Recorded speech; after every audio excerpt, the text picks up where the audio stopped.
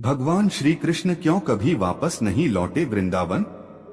एक नहीं, मिलती हैं कई वजह। जय श्री कृष्णा, राधे राधे दोस्तों, स्वागत है आज फिर से एक नई ज्ञानवर्धक मोटिवेशनल वीडियो में।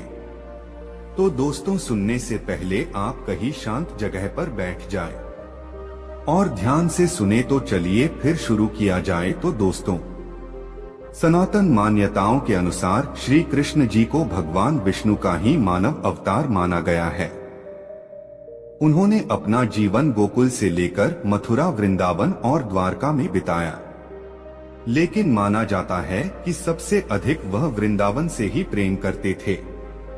परंतु फिर भी मथुरा चले जाने के बाद उनका कभी लौटना नहीं हुआ। इसके पीछे एक नहीं बल्कि कई कारण मिलते हैं। श्री कृष्ण ने कई लीलाएं की हैं, जिन्हें लोग आज भी याद करके आनंदित हो उठते हैं। भगवान श्री कृष्ण ने अपने जीवन का अधिकतम समय वृंदावन में बिताया है।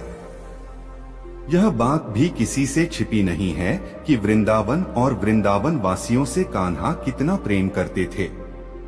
लेकिन इसके बावजूद मथुरा जाने के बाद वह कभी वृंदावन नहीं लौटे। क्या आप इसका सही कारण जानते हैं? अगर नहीं तो चलिए जानते हैं इसके पीछे की वजह। कैसे जाना हुआ मथुरा? भगवान श्री कृष्ण ने अपने बचपन का कुछ समय गोकुल में बिताया। कंस के बढ़ते हुए अत्याचार को देखकर कृष्ण जी का परिवार वृंदावन में जाकर बस गया। इसके बाद वह मथुरा चले गए और कंस का वध करके जनता को उसके अत्याचारों से मुक्ति दिलाई। इसके बाद सभी लोगों के आग्रह करने पर उन्होंने मथुरा का राजपाट संभाला। जीवन में कभी वापस लौटकर वृंदावन नहीं आए। है ये कारण।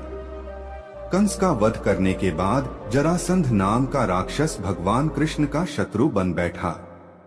वह मथुरा पर अपना आधिपत्य स्थापित करना चाहता था।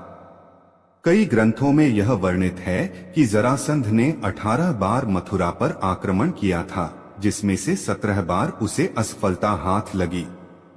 18वें आक्रमण में वह विजय प्राप्त करने में सफल रहा। मथुरा छोड़कर वापस वृंदावन न जाने का एक यह भी कारण था, क्योंकि मौका मिलते ही जरासंध मथुरा पर हमला कर देता। हालांकि जरासंध के लगातार हमलों के कारण ही भगवान कृष्ण ने मथुरा वासियों के साथ मथुरा को छोड़कर पानी के बीचों बीच द्वारका नगरी बसाई। इसके बाद भगवान कृष्ण द्वारिकाधीश कहलाने लगे।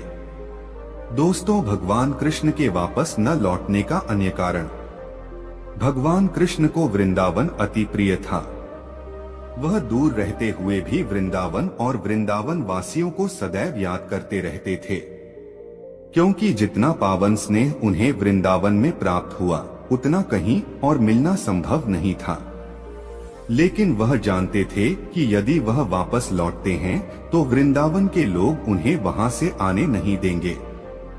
भगवान कृष्ण जानते थे कि वृंदावन जाना उनकी लीला में नहीं था। तब उन्होंने अपने मित्र उद्धव को वृंदावन भेजकर अपना संदेश गोपियों तक पहुंचाने को कहा।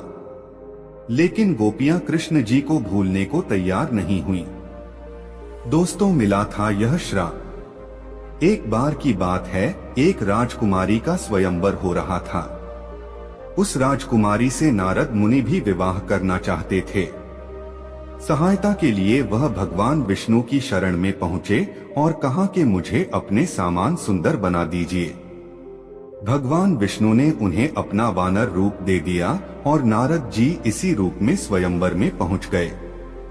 नारद जी को लग रहा था कि भगवान विष्णु जैसा स्वरूप देखकर राजकुमारी उन्हें ही वरमाला पहनाएंगी। लेकिन राजकुमारी ने उन्हें छोड़कर भगवान विष्णु के गले में माला डाल दी। साथ ही सभा में नारद जी का उपहास भी हुआ। इस पर नारद जी भगवान विष्णु से क्रोधित हो गए और भगवान विष्णु को नारायण को वियोग का श्राप दे दिया था। उस शाप के फलस्वरूप द्वापर युग में कृष्ण जी को राधा रानी से वियोग सहना पड़ा। दोस्तों, अगर आपको यह जानकारी अच्छी लगी हो तो कमेंट में जय श्री कृष्णा राधे राधे लिखकर वीडियो को एक लाइक कर दे और अपने दोस्तों को, रिश्तेदारों को शेयर कर दे।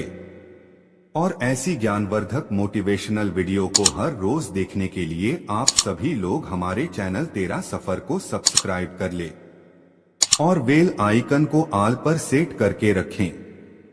जय श्री सीताराम, हर हर महादेव।